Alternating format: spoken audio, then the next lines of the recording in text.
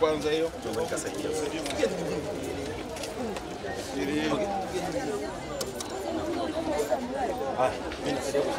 Ase vifuniko.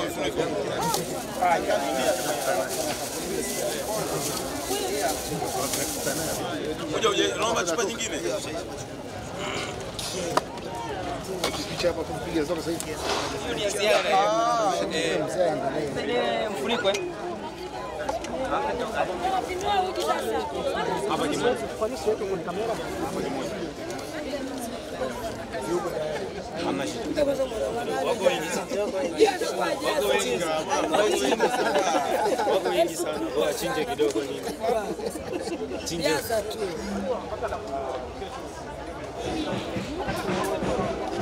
Tano ndugu zangu bana. Shio. Baba. Sasa yako kuchukua ujio.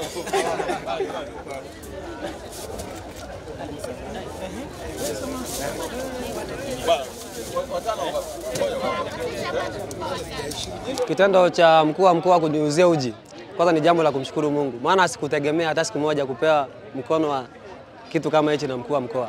Nashukuru Mungu kwa kitendo hichi. Nimefurahia sana jinsi ambavyo mjasiriamali huyu wa leo alivyoweza kupata hichi kipawa na kuleta biashara yake. Biashara yake leo amepata neema, na naamini kabisa leo amepata faida. Kwa kweli tunajisikia raha kupitia mheshimiwa wetu mkuu wa mkoa. Asante sana. Asante sana. Kila la heri. Asante sana. Shukrani sana.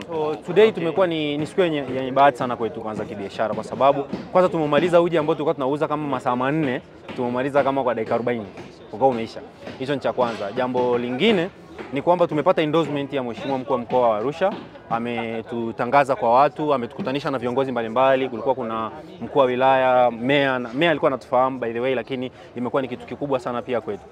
Nina degree yangu and I put myself into the ground nianze kuuza uji and mpaka now we register a company. By the way, sisi ni kampuni iliyosajiliwa kabisa. Kampuni yetu inaitwa Mark Lives Limited, na hii ni moja katika bidhaa ambazo tunazipeleka. Ajira zinaweza zisiwepo, lakini kazi zipo. Kazi zipo kila siku. Every day kuna mtu anataka afagiliwe nyumba yake, every day kuna mtu anataka chakula, every day kuna mtu anataka mkulima, every day kuna mtu anataka mtu wa kumuuzia uji. Kwa kazi zipo, ajira ndo hakuna. Sasa kijana, kama unatafuta ajira unaweza ukakosa, lakini kazi zipo kila mahali.